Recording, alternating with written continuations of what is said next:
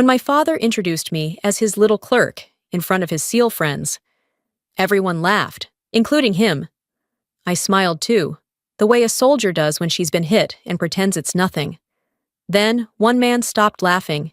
He looked at the insignia on my chest, stood straight, and saluted. "Colonel Hudson, ma'am.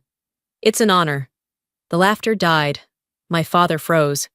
For a split second, I saw the realization hit him that the daughter he'd spent a lifetime belittling was the one his unit owed their lives to. And in that silence, between his shame and my restraint, 20 years of pain finally surfaced, not as tears, but as truth.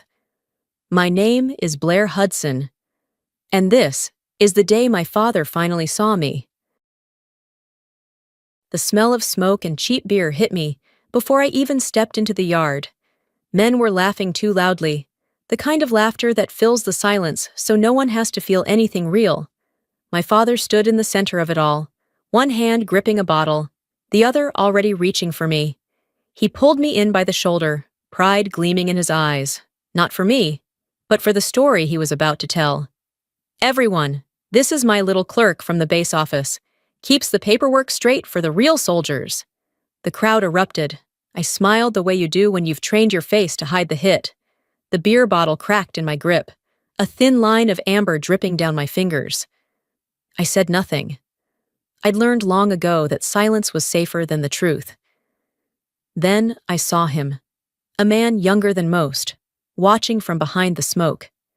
His eyes locked on the silver insignia on my chest, that small triangular emblem I never thought anyone here would recognize.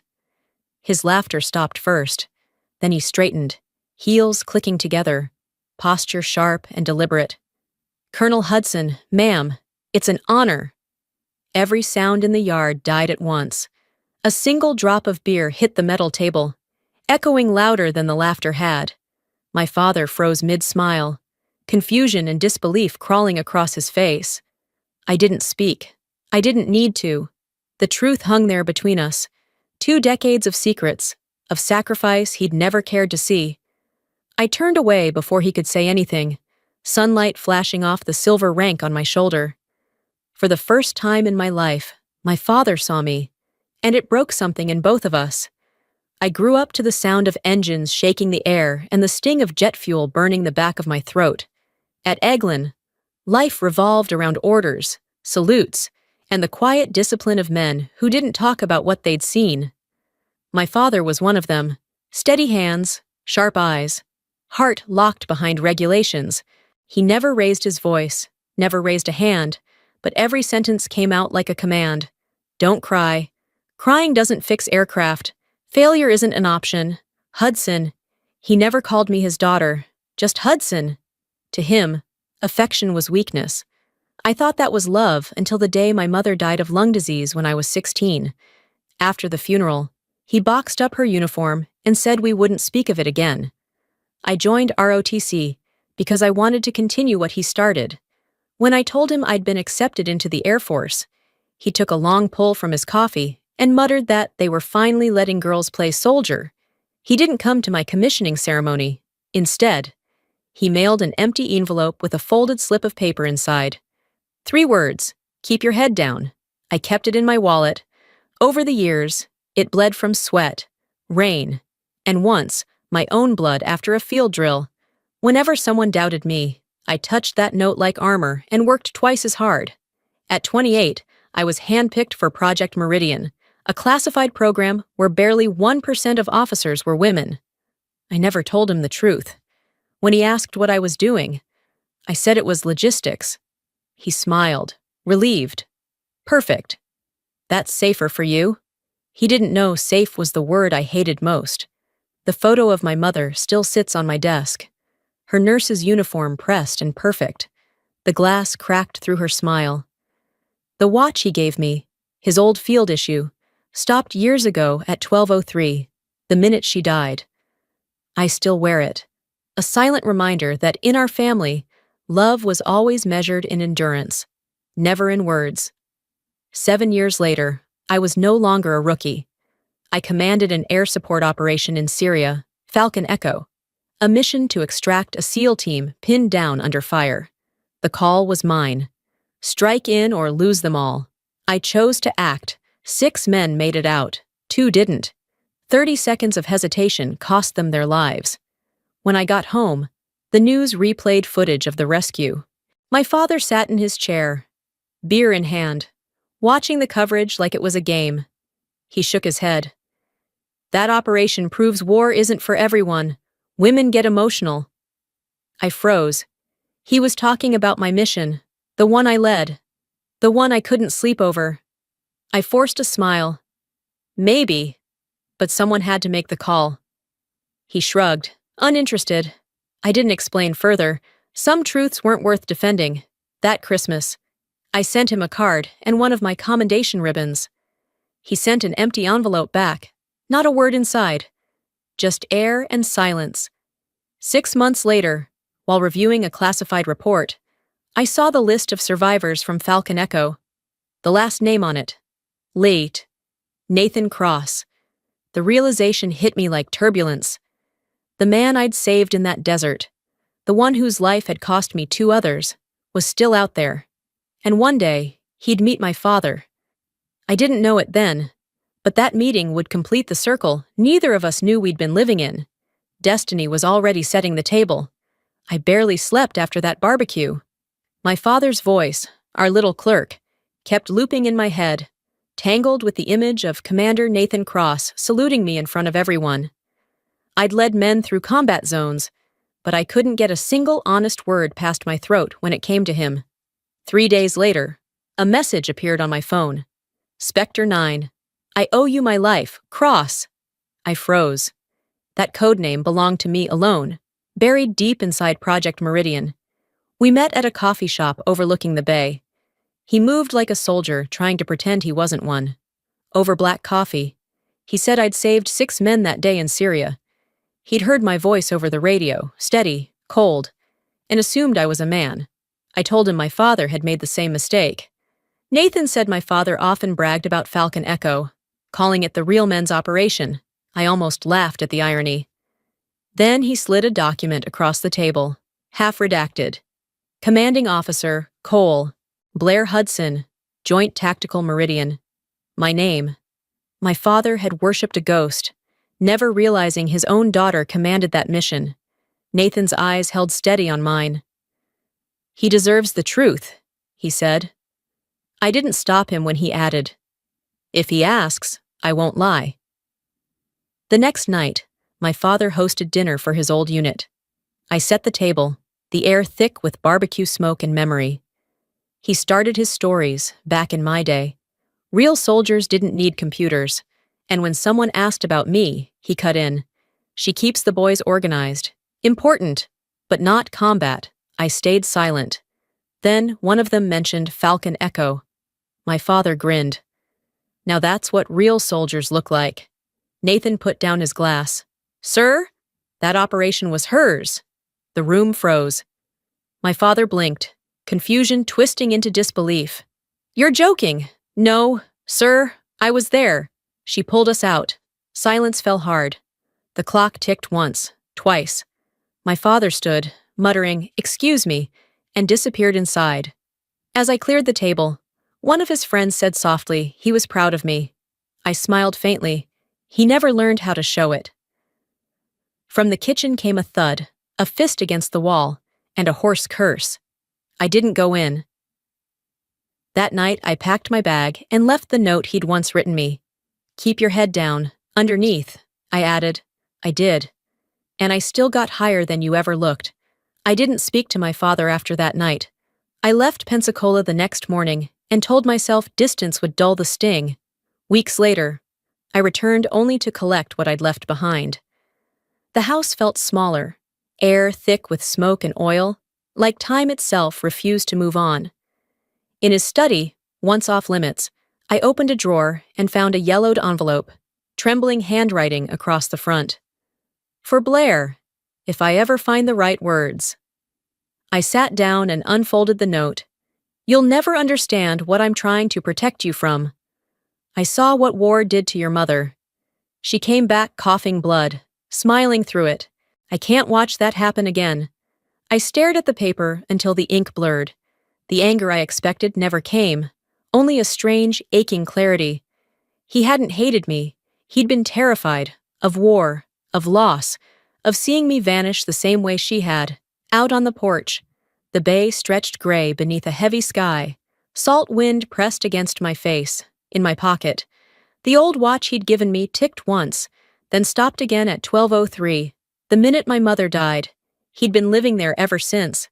As I turned to leave, my phone rang. Nathan's voice cracked over static. He came to see me yesterday. My father? Yeah. Didn't say much. Just asked if you were really in command that day. What did you tell him? That we wouldn't be alive if you weren't. There was silence. Then his voice softened. He cried, "Ma'am." Said he spent his whole life trying to protect you from what you were built to conquer. It was the first time anyone told me my father cried. That night, I wrote him, "You don't have to protect me anymore. I'm safe. Because you taught me how to survive everything, even you." He never replied, but for the first time in years, I wasn't angry, just empty, quiet. 3 months passed. I buried myself in work, though his voice lingered in my head. "That's safe for you." It used to sound like a command. Now I heard it as a prayer. One autumn night, I sat in my Pentagon dorm, TV humming in the background, when a familiar voice cut through the noise. My father, standing beneath the American flag at a veterans hall. "My daughter serves. She doesn't push papers. She keeps people alive. I'm proud of her." I froze. The screen blurred. Either bad reception or my eyes. He'd said it, out loud, in public. Where he'd once mocked me. My hands shook too hard to dial, so I texted instead. "Thank you." That's all I needed. Minutes later, the phone rang. "Didn't know how else to say it," he rasped. "You just did," I whispered back. He admitted he'd started seeing a counselor after that dinner. Said the guy told him he'd been angry for 30 years. "Maybe it's time I learned something new," he said. "Like what?" I asked. "Like how to be your father instead of your sergeant." I laughed, really laughed, for the first time about us. The next day, an email arrived from his old military account. Unsent. Unfinished. Proud doesn't even start to cover it. Attached was a photo, my mother in her nurse's uniform, her hand on his shoulder, me between them holding a toy plane. He'd hidden it for 20 years. I printed it and taped it inside my locker. After that, he called every week. Never long, never emotional. "You eating right? Still flying?" Those 2 questions became the closest thing we ever had to, "I love you." When his name flashed on my phone, Dad. Incoming call. I smiled and answered. A year after that speech, I was nominated for promotion to Brigadier General. The ceremony took place at Naval Base Coronado, where I'd once coordinated joint missions with SEALs. I hadn't planned to invite him, but 2 days before the event, my aide said there was a Mr. Hudson on the guest list. I simply answered, "Let him in." The California sun was brutal that morning, glaring against my white dress uniform. I stood before the audience, voice steady as I repeated the oath. To serve with honor, to command with integrity, to protect without pride. When I lowered my hand, I heard a rough cough from the second row. My father was there, uniform pressed, silver insignia dulled by age, hand gripping a cane. Our eyes met. He nodded once before bowing his head. The announcer's voice rang clear. Presenting Brigadier General Blair Hudson, commander of Project Meridian. The hall rose to its feet. My father's tears caught the light. They weren't weak. They were an apology spoken in a language he finally knew. Afterward, he approached and opened a small leather box. Inside lay his old pilot's ring. "You earned it more than I ever did," he whispered. "That's not true." I said, "It is. You flew higher than I ever dreamed." The ring was a little loose, but for the first time, it fit my heart perfectly. As he turned to leave, he looked back once. "For what it's worth," he said softly, "I'm honored to be your father.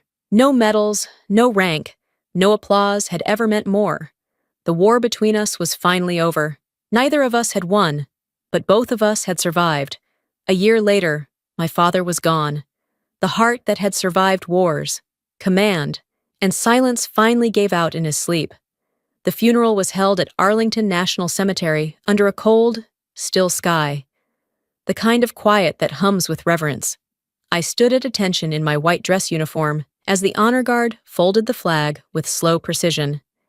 Each crease felt like the closing of a chapter. Neither of us had the courage to write together.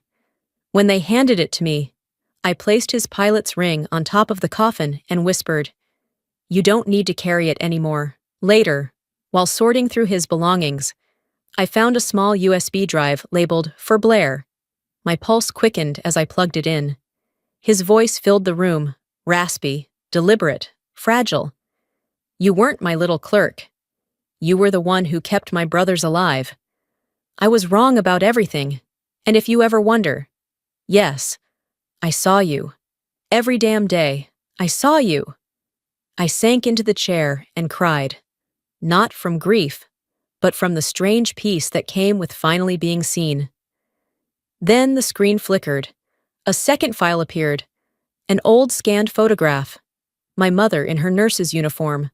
My father standing beside her. And me between them, clutching a toy airplane. At the edge of the file, a note in his handwriting read, "The girl with the plane grew up to fly the world." I pressed my palm to the screen, tracing the small figure of that little girl who'd spent her life chasing his approval. The recording continued. His voice grew weaker near the end. "If they ever ask, tell them I was proud." The words landed softly, like a salute from somewhere beyond reach. I copied the file to my phone, then deleted the original, not out of bitterness, but because I didn't need to hear it again. Some things are meant to be said once and remembered quietly. Through the window, I watched a bird cross the gray sky. The wind rattled the blinds, whispering something only my heart could translate. "That's my girl." I closed the USB, placed it beneath the folded flag, and lowered both into the earth. The piano from the chapel drifted faintly through the air. Notes of release, of forgiveness, of everything we never said. The war between us had ended long before this day. But now, finally, it was at peace. 3 years later, the world was quieter. I had traded the noise of command for the steady rhythm of instruction. Now, a major general teaching cadets at the Air Force Academy in Colorado Springs. The wind smelled of jet fuel and dawn, familiar, steady, grounding. On the runway below, a group of young women checked their flight suits for their first solo. I watched them move, shoulders squared, voices crisp. Among them was a girl with Nathan Cross's eyes, his daughter, Amelia. She turned toward me, helmet tucked under her arm. "Ma'am, did your father ever believe in you?" she asked, earnest and hesitant. I smiled, the answer simple now. "Eventually." She nodded, lowered her visor, and started toward her aircraft. As she climbed in, I called after her, my voice carrying across the wind. "Respect isn't given, it's revealed. When you stop waiting for permission to exist." The engines roared to life, one after another, the T-38s rising into the pale gold of sunrise. I tilted my face upward, following them into the light. On my hand, the ring gleamed, a replica of my father's, engraved with small, stubborn letters. "Keep your head up." The metal caught the morning sun like a promise. For years, that phrase had been his command. Now it was mine, reshaped by understanding. A soft chime broke the stillness, a message waiting in my inbox. From Nathan. "Ma'am, she's going to Meridian next year." I laughed. The sound caught between pride and disbelief. Tears came quietly, uninvited but welcome. The circle had closed. The daughter once dismissed had become the woman shaping the next generation, the one her father feared she would become, yet the one he had unknowingly raised her to be. Outside, the sky over Eglin shimmered, vast and forgiving. I imagined him somewhere beyond those clouds, watching, maybe smiling that same restrained smile he always wore when he didn't know how to say I'm proud. The aircrafts cut through the horizon, sunlight glinting off their wings. The hum in the air felt like music, soft, steady, and final. I touched the insignia on my chest, its silver warm from the sun, and whispered into the wind. We made it. Dad. The light stayed on my face as the last jet disappeared into the blue.